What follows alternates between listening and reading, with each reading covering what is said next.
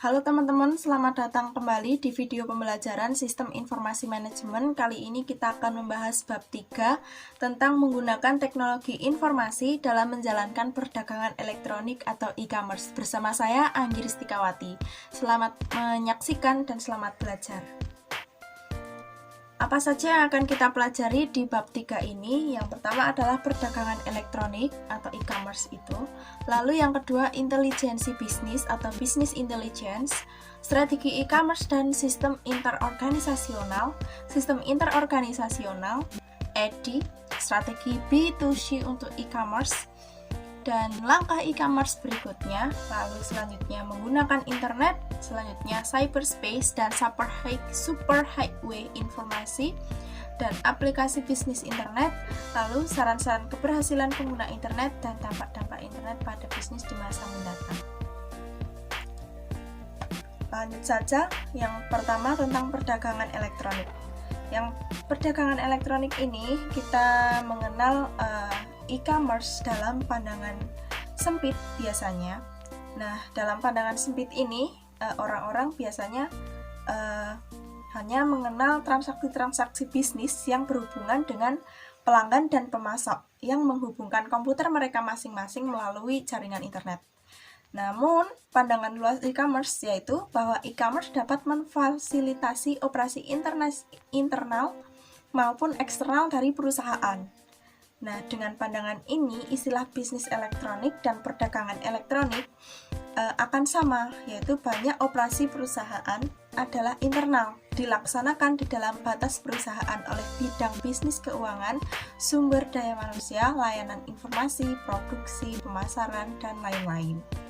Nah, dalam definisi luas kita bisa mengenal bahwa suatu transaksi bisnis yang menggunakan akses jaringan, sistem bisnis, komputer, dan antarmuka interface sebuah browser web yang akan memenuhi persyaratan sebagai perdagangan elektronik atau e-commerce. Jadi ada akses jaringan, ada sistem komputer, dan ada antarmuka atau interface sebuah web browser. Lalu tentang e-commerce di luar batas perusahaan. Nah, akan lebih bermanfaat jika kita bisa membedakan dua jenis e-commerce yang terjadi dengan entitas di luar batas perusahaan. Nah, e-commerce bisnis ke konsumen mengacu pada transaksi yang terjadi antara sebuah bisnis dan konsumen akhir produk.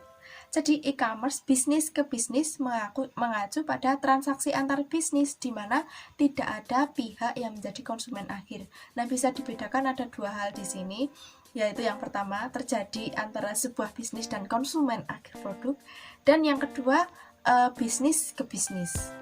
Nah, transaksi B2B atau business to business itu melibatkan jumlah orang yang relatif sedikit. Biasanya mereka yang berada di dalam kelompok-kelompok layanan informasi dari perusahaan yang terpengaruh. Orang-orang yang terlibat dalam transaksi B2B ini biasanya terlatih dalam penggunaan sistem informasi dan mengenal proses bisnis yang terpengaruh oleh proses bisnis tersebut. Sedangkan transaksi B2C atau business to consumer membutuhkan perbedaan desain yang mendasar. Jadi konsumen mungkin tidak memiliki keahlian ya di bidang teknologi informasi, sehingga sistem web itu harus memberikan instruksi dan bantuan karena ya itu tadi, karena konsumen tidak semuanya mengenal ahli di bidang teknologi informasi. Nah, jika konsumen berkomunikasi dengan bisnis melalui koneksi telepon yang lamban, jumlah gambar yang ditampilkan di web browser itu juga harus dikurangi sehingga bisa lebih cepat. Lalu manfaat-manfaat yang diharapkan dari e-commerce. Nah, perusahaan melaksanakan e-commerce itu untuk dapat mencapai perbaikan organisasi keseluruhannya. Perbaikan ini juga merupakan hasil dari 3 manfaat utama. Yang pertama, perbaikan layanan pelanggan sebelum, sesudah, selama, dan setelah penjualan. Jadi sebelum penjualan dan selama penjualan dan setelah penjualannya itu layanannya diperbaiki. Itu 3 manfaat utamanya, salah satu itu. Dan yang kedua, perbaikan hubungan dengan pemasok dan komunitas keuangan. Jadi ada perbaikan-perbaikan antara pemasok dan juga dengan komunitas keuangan. Lalu yang ketiga, peningkatan imbal hasil ekonomi atas pemegang saham dan investasi pemilik. Nah, manfaat-manfaat di atas ini memberikan kontribusi pada stabilitas keuangan dari perusahaan dan memungkinkan untuk bersaing dengan lebih baik di dalam dunia bisnis yang semakin luas menerapkan teknologi-teknologi komputer. Selanjutnya masuk ke kendala-kendala e-commerce. Kendala-kendala mengenai alasan dari kehati-hatiannya, perusahaan itu menyebutkan ada 3 kendala dengan urutan-urutan, yaitu yang pertama biaya yang tinggi.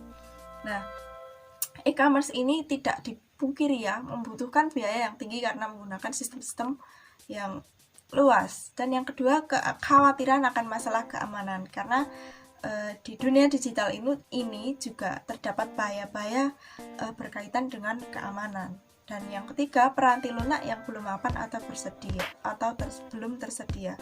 Jadi ada peranti-peranti lunak yang belum bisa dikatakan mapan untuk melaksanakan e-commerce ini atau belum tersedia. Nah, masing-masing kendala di atas akan semakin tertantang lagi dengan semakin populernya teknologi dan sistem informasi. Biaya sumber daya komputasi pun akan semakin menurun seiring berjalannya waktu. Nah, ruang lingkup e-commerce. Nah, ruang lingkup e-commerce ini sifatnya dinamis ya, berubah-ubah terus, dan ruang lingkup pengaruhnya juga dapat berubah dalam waktu hanya beberapa bulan saja. Nah, oleh karena itu di AS e-commerce ini memiliki arti penting khusus bagi beberapa segmen ekonomi di sana. Ya, karena memang menyumbangkan persentase dolar penjualan dalam jumlah besar dalam segmen-segmen tersebut. Selanjutnya, jalan menuju e-commerce. Nah, ketika sebuah perusahaan merasa bahwa manfaat yang diharapkan bisa lebih besar daripada biaya dan memutuskan untuk mengimplementasikan e-commerce, perusahaan itu sadar bahwa implementasi yang akan dilakukan itu butuh komitmen untuk menggunakan e-commerce guna meraih keunggulan kompetitif. Selanjutnya, intelijensi bisnis atau business intelligence. Nah, e-commerce itu bukan sebuah keputusan yang diambil tanpa meraih pengetahuan dulu. Jadi harus punya pengetahuan dulu ya tentang perusahaan, hubungan dengan para pelanggan, dengan pesaing, dengan pemasok, dan pihak-pihak eksternal yang lain. Nah, intelijensi bisnis itu merupakan aktivitas pengumpulan informasi mengenai unsur-unsur di dalam lingkungan yang berinteraksi dengan perusahaan. Jadi begitu tentang intelijensi bisnis atau business intelligence. Selanjutnya, basis-basis data eksternal. Nah, perusahaan tidak harus mencari informasi lingkungannya sendiri ya. Jadi sudah tersedia sejumlah bisnis dan data komersial penting yang memberikan informasi tentang semua proyek. Nah, contohnya sebagai contoh saja LexisNexis yaitu di www.lexisnexis.com yang memberikan informasi hukum, keuangan, dan pemerintah dari berbagai macam sumber. Untuk sejumlah biaya, perusahaan tersebut akan memberikan analisis atas informasi yang diminta. Lalu yang kedua ada website Dialog di www.dialog.com yang meliputi berita, bisnis, pemerintahan, dan sumber-sumber lainnya. Lalu yang ketiga di dowjones.com. www.dowjones.com menawarkan beragam jenis informasi mengenai masalah-masalah keuangan. Lalu ada Global Exchange Service di www.gxs.com menjual jasa yang ditujukan pada pengintegrasian transaksi-transaksi elektronik untuk rantai pasokan global. Jadi perusahaan itu tidak harus mencari informasi lingkungannya sendiri, bisa menggunakan website lain begitu. Selanjutnya, mesin pencari. Nah, mesin pencari itu merupakan suatu program komputer khusus yang menanyakan satu kata atau kelompok kata kepada pengguna untuk dicari. Jadi, program ini mencari isi situs-situs web di internet untuk melihat apakah kata atau frasa-frasa ada di situs-situs web tersebut. Sebagai contoh, biasanya konsumen menggunakan mesin pencari untuk menemukan ketersediaan kamar di hotel, seperti itu. Contoh-contohnya ada Yahoo, Excite, AltaVista, MSN, Google, dan Archviz. Itu merupakan sebagian kecil situs-situs yang tersedia bagi pengguna untuk mencari informasi yang dapat diakses melalui website. Selanjutnya, strategi e-commerce dan sistem interorganisasional. Nah, masalah dalam menentukan strategi e-commerce yang terbaik itu memiliki beberapa kemungkinan solusi. Namun, strategi yang paling disebut adalah strategi di mana unsur-unsur yang ada dikaitkan dengan transmisi data elektronik. Nah, nama yang diberikan untuk strategi ini disebut sistem interorganisasional atau interorganisational system atau IOS. Nah, istilah yang seringkali dipergunakan untuk IOS adalah EDI yang merupakan singkatan dari Electronic Data Interchange atau pertukaran data elektronik. Selanjutnya masuk ke sistem interorganisasional. Nah, kita kan telah tahu perusahaan dapat membuat hubungan elektronik dengan perusahaan lain untuk menciptakan suatu sistem interorganisasional, jadi antar organisasi, sehingga perusahaan-perusahaan bisa bekerja sama sebagai suatu unit yang terkoordinasi untuk meraih manfaat yang tidak dapat diraih sendiri oleh perusahaan individu. Perusahaan berpartisipasi disebut sekutu dagang, sekutu bisnis, atau aliansi bisnis. Nah, e-commerce ini merupakan satu hal yang fundamental bagi sistem interorganisasional. Pertukaran data yang secara cepat, aman, nah itu merupakan hal yang kritis untuk mendukung transaksi organisasi yang menggunakan teknologi informasi untuk bersaing. Lalu manfaat-manfaat IOS. Nah, sekutu dagang dapat memasuki suatu kerjasama IOS dengan harapan akan dapat merealisasikan dua manfaat penting, yaitu efisiensi komparatif dan kekuatan penawaran. Yang pertama kita bahas operasi komparatif. Efisiensi komparatif saja. Efisiensi komparatif dengan bergabung dalam IOS, para sekutu dagang dapat memproduksi barang dan jasa dengan tingkat efisiensi yang lebih tinggi dan selanjutnya memberikan barang dan jasa dengan biaya yang lebih rendah kepada para pelanggannya. Nah, hal ini memberikan para sekutu di dalam IOS keunggulan-keunggulan harga di atas para pesaingnya. Ada efisiensi internal, ada juga efisiensi interorganisasional. Nah, efisiensi internal itu adalah terdiri dari perbaikan-perbaikan dalam operasi-operasi perusahaan itu sendiri. Nah, sehingga memungkinkan perusahaan untuk mengumpulkan dan menganalisis data dengan cepat dan mengambil keputusan dengan cepat juga. Nah, sedangkan efisiensi interorganisasional itu merupakan perbaikan-perbaikan yang diperoleh melalui kerjasama dengan perusahaan-perusahaan lain. Gitu. Lalu kekuatan penawaran. Nah, kekuatan penawaran merupakan kemampuan sebuah perusahaan untuk menyelesaikan perselisihan dengan para pemasok dan pelanggan demi keuntungan perusahaan itu sendiri, disebut juga kekuatan penawaran. Kekuatan ini diambil dari 3 area dasar, apa saja? Yang pertama, fitur-fitur produk yang unik. Jadi perusahaan harus menyediakan fitur-fitur unik agar lebih unggul. Lalu menurunkan biaya-biaya yang berhubungan dengan penelitian. Jadi biaya-biaya berhubungan dengan penelitian itu lebih diturunkan. Dan yang ketiga, meningkatkan biaya perpindahan. Maksudnya apa? Jadi perusahaan itu meningkatkan biaya perpindahan. Yang ditingkatkan biaya perpindahan pelanggan. Jika pelanggan ingin pindah dari perusahaan itu ke perusahaan lainnya, nah biaya perpindahannya itu dinaikkan atau kemudahannya dipersulit atau dipersulit untuk berpindah dari perusahaan ini ke berlangganan ke perusahaan lain, begitu. Lalu kita berlangsung ke ID, Electronic Data Interchange, pertukaran data elektronik. Nah, EDI terdiri atas data langsung komputer ke komputer dalam suatu format struktur yang dapat dibaca oleh mesin. Nah, meskipun EDI ini merupakan teknologi yang lebih lama, namun ia tetap penting karena memfasilitasi sebagian besar mayoritas perdagangan B2B atau business to business. Nah, EDI itu merupakan implementasi dominan dari suatu iOS. Lebih dari 2/3 e-commerce itu dilaksanakan dengan menggunakan EDI.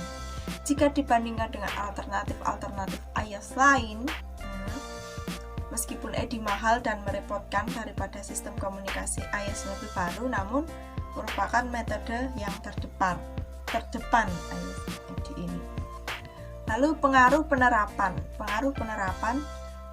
Di sini kita melihat artikel Decision Science tahun 1995 oleh dua profesor SIM, yaitu G. Premkumar dan K. Ramamurthy. Mereka mempelajari faktor-faktor yang dapat mempengaruhi keputusan untuk menerapkan suatu iOS. Nah, mereka mengidentifikasi 4 faktor yang menentukan apakah perusahaan akan mengambil langkah proaktif atau reaktif. Jadi ada pengaruh bersifat lingkungan, ada tekanan kompetitif, penggunaan kekuasaan, kebutuhan internal, dan dukungan manajemen puncak. Lalu ke manfaat-manfaat tidak langsung iOS. Nah, beberapa manfaat dari sistem interorganisasional seperti EDI dan extranet itu didorong secara langsung dari teknologi.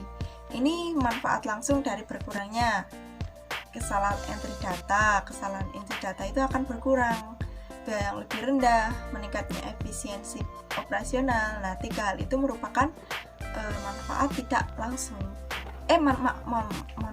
Merupakan manfaat langsung. Lalu manfaat tidak langsung itu meliputi meningkatnya kemampuan bersaing, perbaikan hubungan dengan sekutu dagang, dan layanan pelanggan yang lebih baik. Kemudian strategi B2C untuk e-commerce. Nah, nilai uang e-commerce B2B itu membuat nilai e-commerce B2C itu terlihat begitu kecil. Tapi mengapa kita perlu untuk memahami strategi bisnis e-commerce B2C? Itu ada karena 2 hal alasan. Yang pertama, karena semakin banyak jumlah produk yang tersedia untuk pengiriman digital. Dan yang kedua, banyak pelanggan yang mulai tertarik untuk melakukan pembelian menggunakan web. Nah, komunikasi yang lebih cepat bagi komputer-komputer rumahan itu membuat pengiriman produk menjadi lebih praktis. Gitu. Lalu menggunakan internet. Nah, e-commerce itu tidak akan mungkin terjadi tanpa adanya jaringan yang menghubungkan pelanggan-pelanggan dengan organisasi. Nah, awal mula internet itu dapat ditarik balik hingga tahun 1669 ketika pemerintah AS itu membuat suatu jaringan yang disebut ARPANET. Nah, usaha-usaha yang diawali tahun 1989 itu mengarah apa yang kita kenal hari ini sebagai World Wide Web. Nah, contohnya di bawah ini ada daftar istilah-istilah umum dalam WWW atau World Wide Web, yaitu situs web, link hypertext, halaman web, homepage, browser, universal resource locator, protokol, nama domain, path, gitu. Dan yang terakhir, saran-saran keberhasilan penggunaan internet. Ada yang pertama, memastikan situs web Anda kuat. Jadi situs webnya itu harus kuat ya. Yang selanjutnya, memastikan browser dengan struktur basis data Anda fleksibel. Lalu menekankan isi, sering diperbarui atau sering diupdate. Lalu melihat di luar pelanggan, menunjukkan isi pada kebutuhan spesifikasi pengguna. Lalu menjadikan internet intuitif, berada di lokasi web yang tepat, dan menciptakan rasa kebersamaan dan mencari bantuan jika Anda membutuhkannya. Nah, saran-saran itu menunjukkan bahwa memanfaatkan web secara sepenuhnya tidak hanya sekedar halaman web, namun keberadaan web yang baik membutuhkan lebih banyak usaha-usaha daripada kebanyakan proyek-proyek lain yang tidak berhubungan dengan web. Sekiranya demikian video bab 3 Sistem Informasi Manajemen kali ini.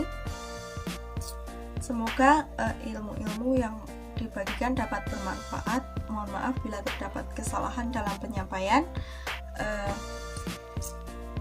Silahkan untuk berkomentar dan memberikan saran-saran jika terdapat yang perlu ditambahkan atau dikoreksi. Terima kasih.